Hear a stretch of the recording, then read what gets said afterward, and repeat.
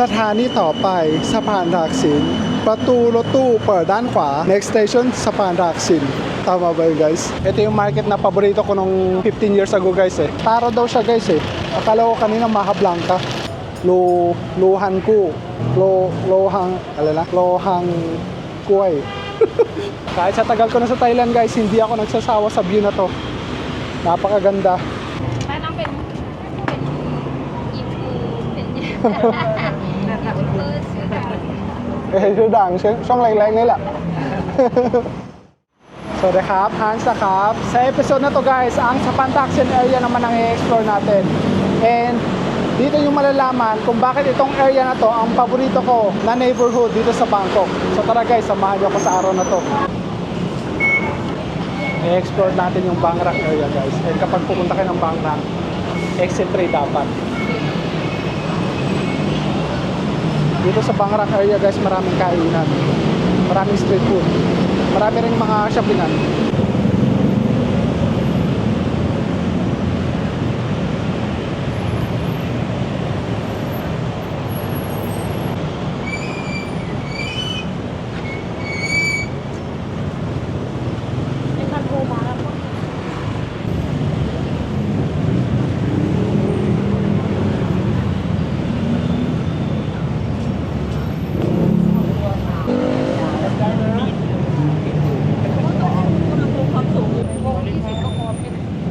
Mukhang masarap to guys ha. Hindi ko alam kung anong tawag dito eh. อันนี้คืออะไรล่ะครับ มันพริกครับ ขายยังไงอะพี่ ขายกล่องละ40 บาทครับ งั้นเอากล่องหน่อยครับ ขายทุกวันไหมครับ ขายทุกวันขายสายๆด้วยเนาะ4-5 โมงเย็นครับ โอนแล้วครับ แล้วขอบคุณ ขอบคุณครับ มีไม้จิ้มไหมขอบคุณครับ อะไรนะครับ คนเดียวครับ ใช่คนเดียว May nakita na agad akong sweet potato balls na iniihaw ni Manong dito sa may gilid ng Central Bang Rak. So try na natin guys.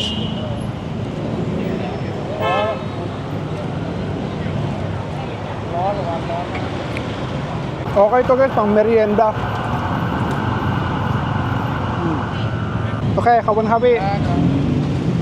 Ada ka Bang Rak sa street food market. Ito yung market na paborito ko nung 15 years ago guys eh. Dito ako lagi nagsi-shopping and kumakain ng mga pagkain, street food. Pero pupunta tayo dyan mamaya. Mag-ikot-ikot muna tayo dito sa Bang Rak. And sasabihin ko sa inyo kung bakit perfect itong location na to kapag pupunta kayo dito sa Bangkok. Kasi halos malapit siya sa lahat eh. Hindi naman super lapit pero malapit siya. Halos nasa gitna siya ng Bangkok. Hindi ko alam kung paano i-explain pero malapit siya sa mga tourist spot ng mga pinupuntahan ng mga turista guys. So tara, lakad-lakad tayo. Marami ding local market dito guys sa gilid-gilid. Makikita nyo. Open to everyday. Pero hindi ko alam kung ito yung mga tinda na gusto yung bilhin kapag pupunta kayo dito sa Bangkok. Kasi hindi siya pang ano eh. Hindi siya yung mga souvenirs, that kind of stuff. Pero yung pang ano siya, pang gamit sa bahay, mga prutas, gulay, etc.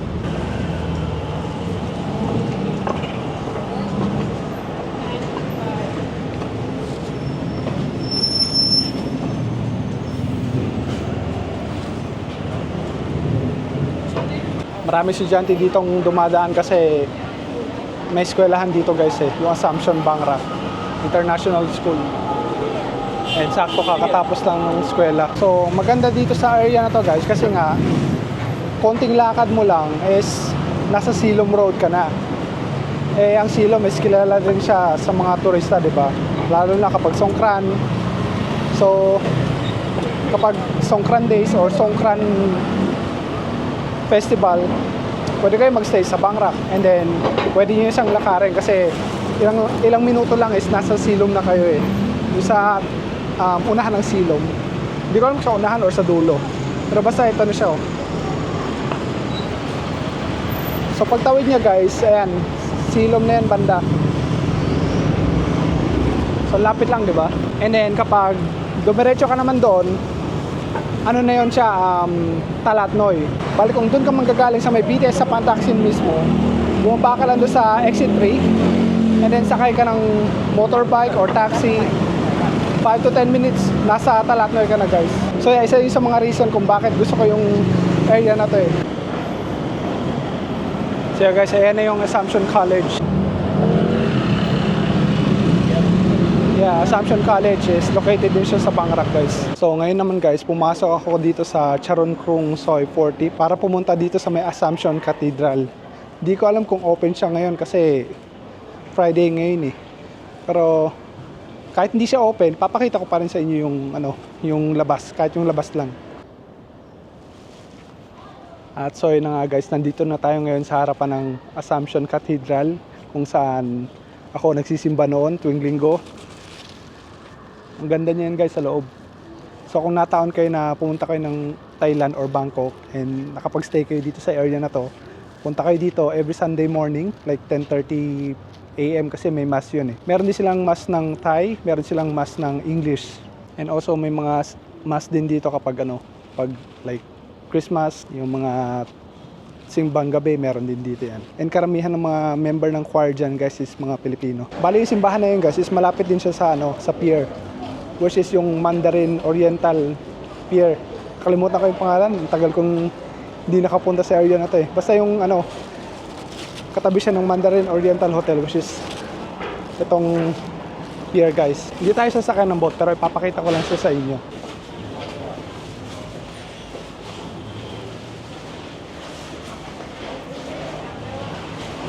So kung gusto mong pumunta ng Icon guys, lapit lang tawid ilog ka lang. Pero hindi ko alam kung may dumadaan na boat dito papuntang Icon eh. Pero ito kasi yung boat na to is patawid lang siya eh, dun sa kabila. Which is, pwede mo naman siyang gawin kung pupunta ka ng Icon.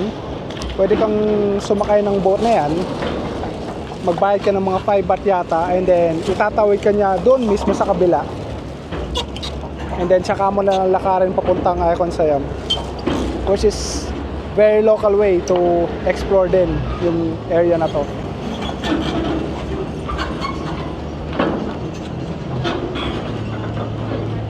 And then ito naman yung hotel guys. Isa sa mga pinakamahal at pinakaunang hotel dito sa Bangkok, ang Mandarin Oriental Hotel. Nasa 14 or 15k baht ang per night dyan. Matatry lang natin yan kapag kinontak nila tayo for review or kapag naging milyonaryo na tayo.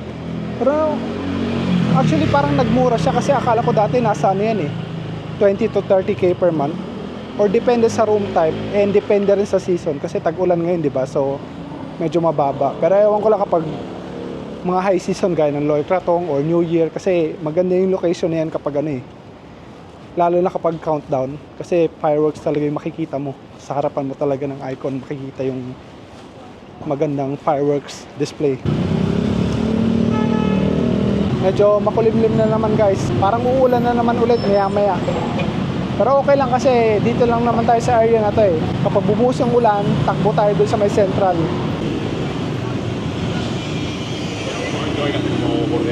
Mukhang masarap tong noodle shop na to. Pero wala kasi ako sa mood kumain ng noodles today. Muulan na nga guys. Pero okay lang kasi may bubong naman sa taas natin kaya hindi tayo mababasa.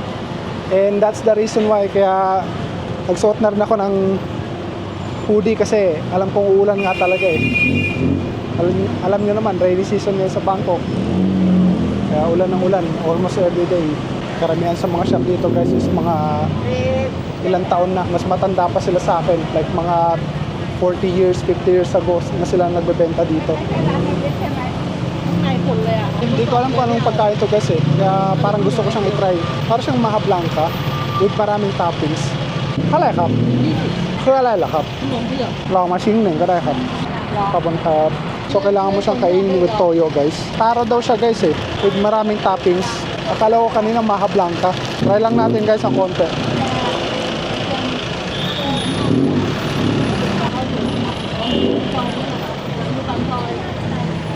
Ito nga, taro nga siya guys, with many toppings, savory toppings. And then kailangan mo nga siyang kainin with soy sauce kasi medyo matabang ng konti.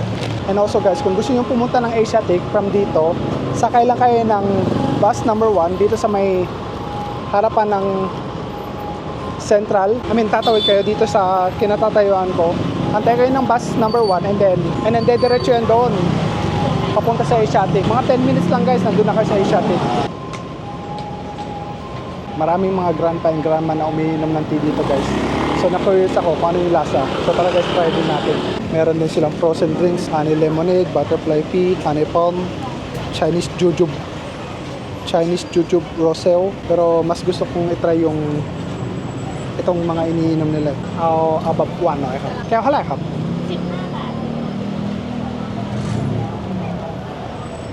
โลฮันกู้โลฮังอะไรนะโลฮังกล้วย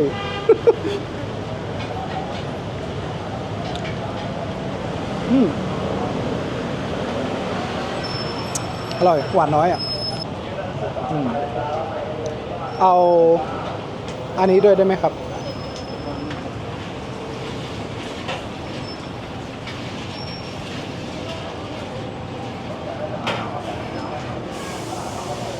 Ito naman guys is yung chrysanthemum o yung namkekwoy.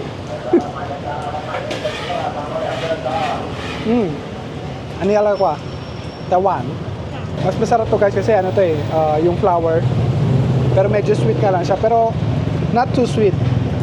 Pero sweet siya compared sa isa.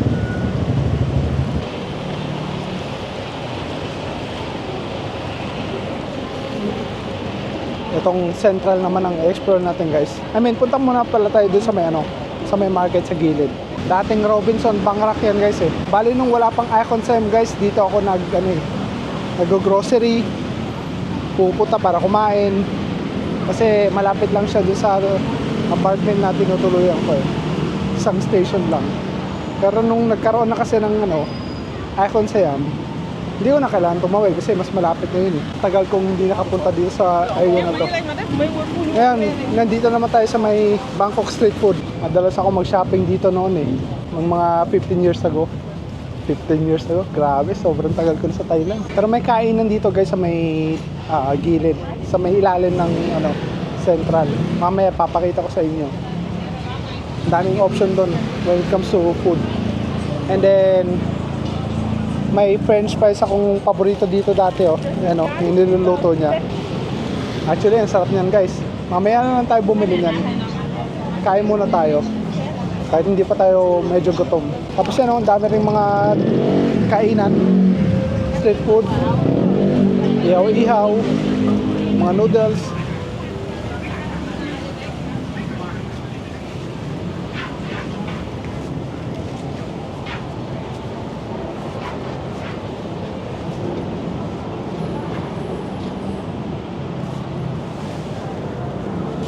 May 50, 60.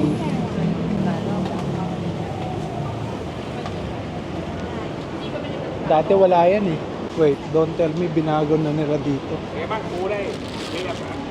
Iba to dati eh.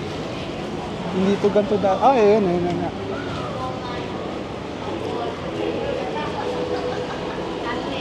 Yung mga guys, kainan. May food court pa dito banda eh. Akala ko binago na nila.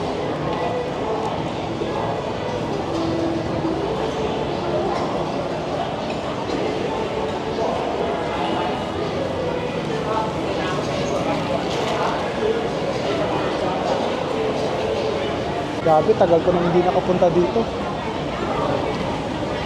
Kung makikita nyo, puro estudyante guys. Kapag puro estudyante, expect nyo na mura at hindi ganun kamahal. Kasi wala masyadong mga turista dito eh. Maglakad-lakad na lang muna tayo guys doon sa loob ng mall para matunaw yung kinain natin kanina. Bangrack. Alam ko na guys kung saan tayo pupunta since nandito tayo. Malapit na tayo doon sa may Central Pier. Puntahan na lang muna natin para maipakita ko sa inyo. Perfect yung Shangri-La. Kasi maganda yung location niya eh. Riverview. Hindi masyadong touristic kagaya ng like Sukhumvit o Pratunam. Kaya okay dito sa area na to guys. So kung gusto nyo pumunta ng Icon Siam or Asiatic, exit 2 kayo bababa guys. Bali nandun tayo sa kabila kanina pero pinakita ko lang sa inyo kung paano pumunta dito sa may Central Pier. Exit 2 and then lakad.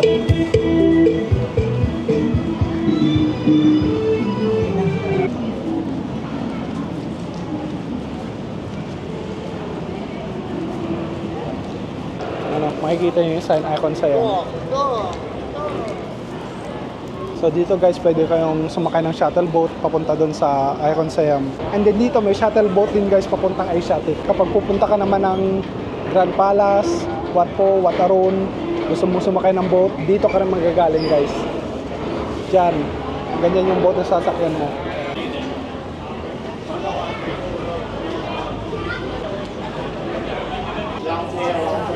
Okay na ngayon kasi may mga ganito ng machine eh. Automatic machine. Dati kasi wala yung mga ganyan kaya kailangan mo makipag-usap sa mga tao para bumili ng ticket. Single journey, all day river pass. Okay yung 150 baht na one day river pass kung marami kayong pupuntahan alongside the Chao Phraya River guys. Kasi magagamit mo siya unlimited eh. Pero kung isang area lang naman yung pupuntahan nyo, like doon sa may mga temples, gaya ng Wat Po, Wat Arun, Grand Palace, kahit yung 40 baht na is okay na yun. Ngayon naman, dito sa pier na to guys, kung gusto mong tumawid doon sa kabila, pwede kang sumakay dito, 5 baht yung bayad, patawid doon sa kabila. Open na sila ng Monday to Saturday, from 5:30 AM until 9. So kung gusto mong mag-explore doon sa other side, which is same road papunta doon sa Icon Siam, tawid kayo dito guys. Or pwede nyo naman siyang lakarin sa taas. So tara guys, punta tayo doon sa taas ng bridge para makita nyo yung sinasabi ko. Tara, akyat tayo sa taas guys. Nandito na tayo ngayon guys sa Pan Taksin Bridge. Ayun yung BTS station, no?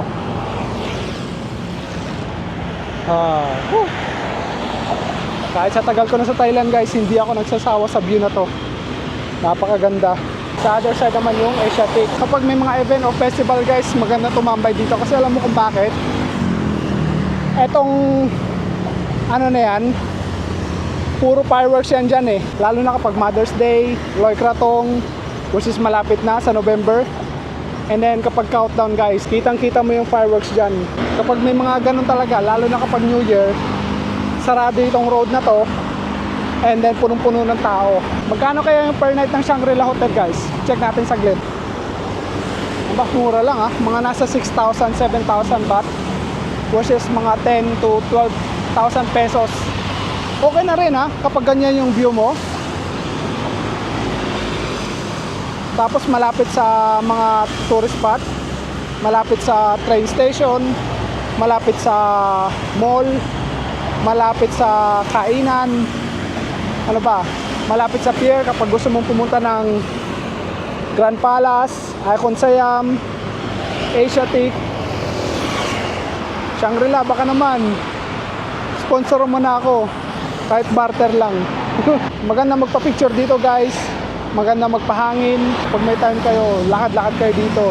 O pwede kayong mag-jogging kasi may park dyan banda sa baba nito eh. So guys, balik na tayo doon sa may Central Mall para maghanap ng makakain. Ano yung mga pinipilahan nila dito? Roti. Mukha rin masarap yung roti na yun ah. Bango ah. Kaso, dessert kasi yan eh. Kain muna tayo and then babalikan natin yung mamaya. May mga gulayan din oh. Para check naman natin yung loob ng mall guys. Tagal kong hindi nakapunta dito eh. Baka may bago.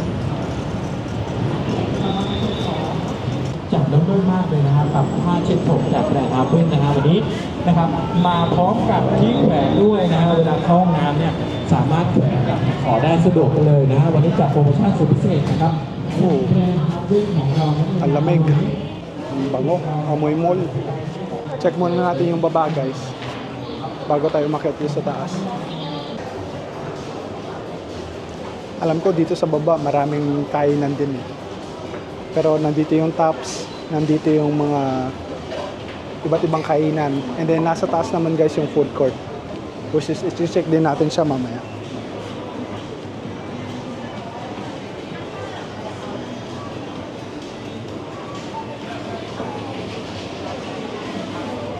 May Pepper Lunch, may Black Canyon, may MK, may Subway.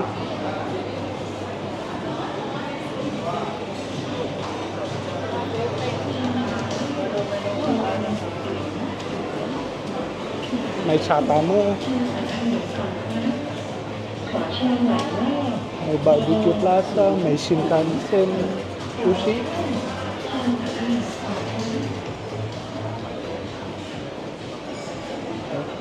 May Eat Here.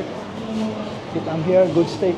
Hindi ko pa yata na-try itong Eat Here na yan. May Dairy Queen.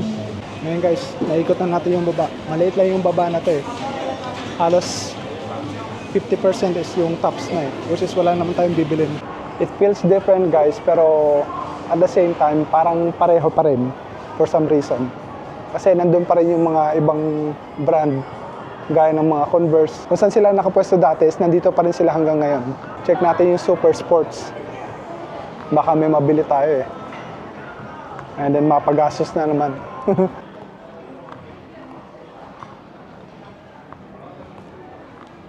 Mukhang okay to.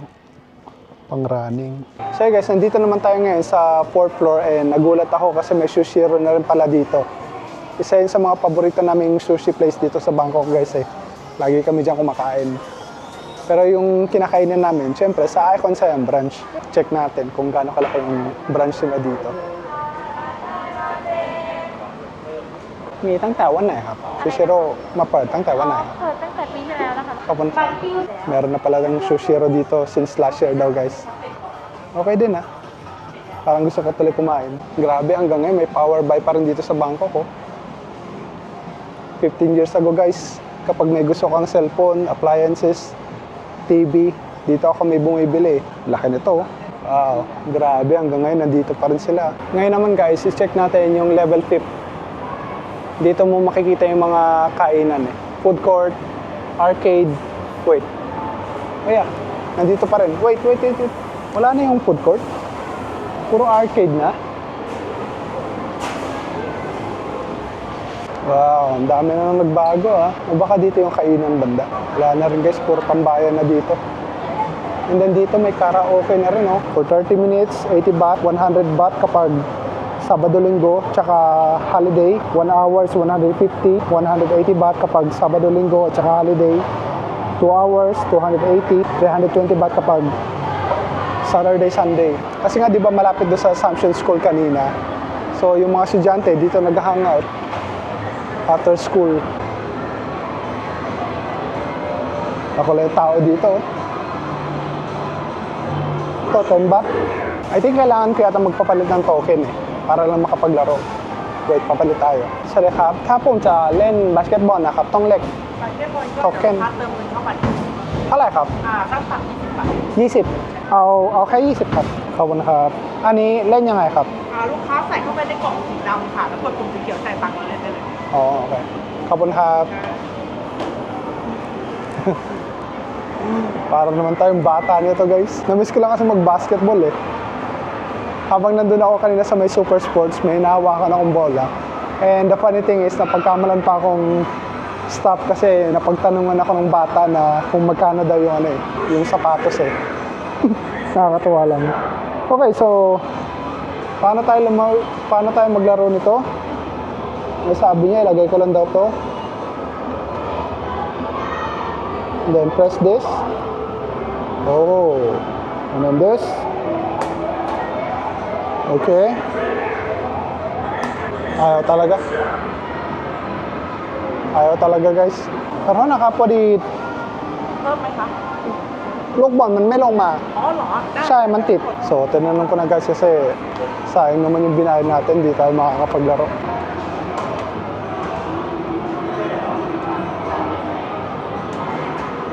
May long mali. ขอบคุณครับ Okay guys. One hand. Sablay. Sablay ulit. One. Two. Three. 4. 5.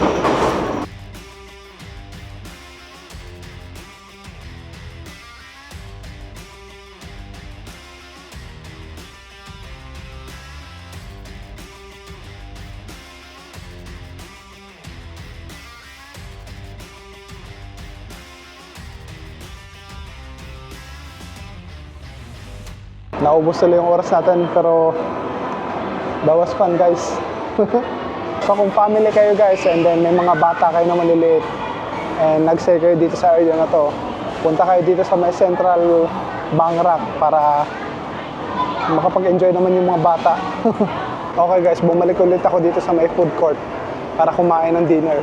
Kasi gutom na tayo eh.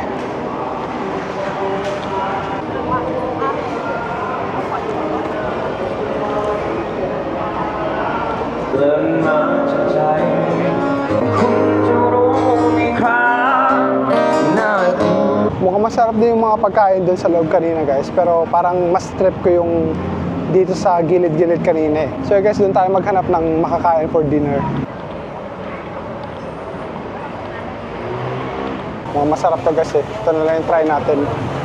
Ano yunนะครับข้าวหมูกระเทียมครับ คนเดียวใครดาวไหม เอาด้วยครับ ได้ใส่กล่องมันว่า ทานนี่ครับ ได้ครับ เชิญนั่งเลยค่ะ ครับ สวัสดีค่ะกินไข่ดาวมะ ของผมใช่ไหม อย่างของน้องแบบ อ๋อ ยังไม่ใช่ ต่อเลยค่ะ อ๋อ ไม่เป็นไรครับครับ รอได้ครับ ขอบคุณครับmukhang masarap guys. Kung ayaw nyo ng mga spicy food dito sa Thailand guys, try nyo tong menu na to. Pork with garlic and then fried egg. Kapag hindi kayo kumakain ng pork, may chicken version din ito guys. Chicken garlic. Mm. Mm. เสร็จแล้ว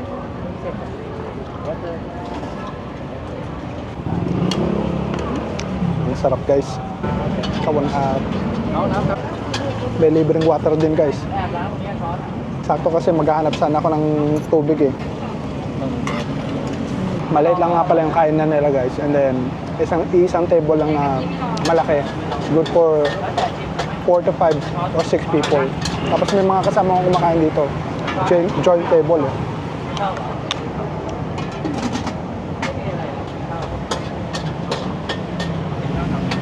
Aroy mากเลยพี่ ขอบคุณมากครับ ต้องเป็นซุปเปอร์ข้างใน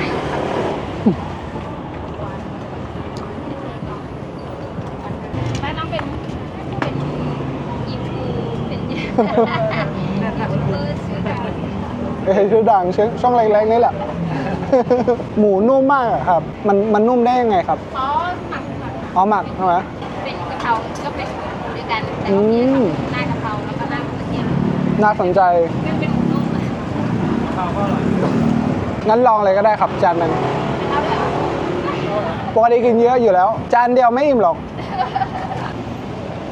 Saglit lang, ubos na agad oh. And then, nag-order din ako ng pad kapaw guys kasi sabi ni kuya masarap daw eh. Ang lambot ng baboy in fairness sabi minarinate daw ni ate eh. Kaya ang sarap. Kaya bigla nilang ni-recommend sa akin yung pad kapaw mu nila. Hindi siya mukrop. But we'll see guys kung masarap nga talaga. Kapag masarap to guys, ibig sabihin, may na-discover na naman akong local na kainan. I'm so excited. โอ้ขอบคุณครับไม่เป็นไรครับขอบคุณครับผัดกะเพราหมูกรอบhindiผัดกะเพราหมูไข่ดาว sige nga try natin kung masarap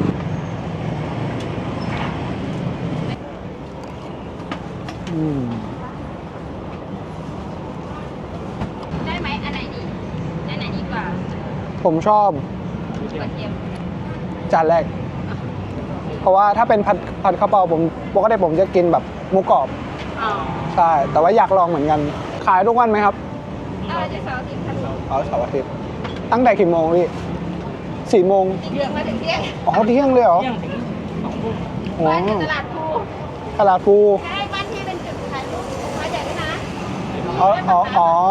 วัดปากน้ำใช่ไหมครับเคยมาครับ ไปไหม สวัสดีครับ taga Talatlo daw sila guys. Doon malapit sa may Big Buddha, yung Wat Paknam. Pero din sila nagbebenta every Monday to Friday from 12 hanggang 8 p.m. Masarap din naman to guys, kaso kaya nga nung sinabi ko sa kanila, normally kasi when it comes to pad kapaw, is yung crispy pork lagi yung kinakain ko. So kung gusto nyo kumain dito guys, nasa harapan lang siya ng Boots and then nasa gilid lang ng Central Bangrac.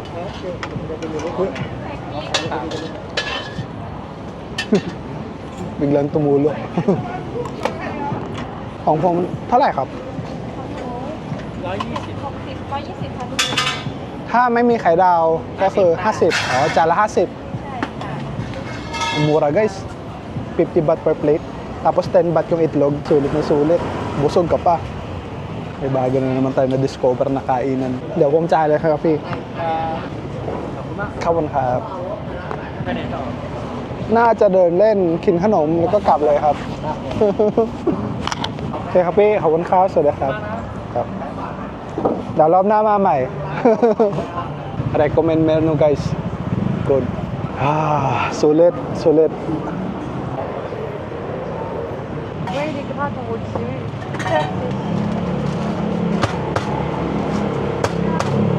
Original ครับ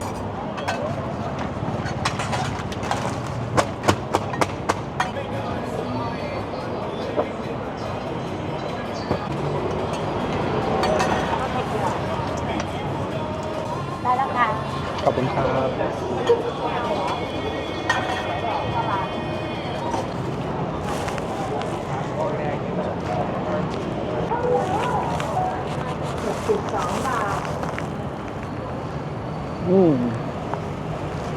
Ang sarap guys. Hindi ganun katamis. Hindi rin ganun ka-crispy. Kasi pinalo-palo ni ate.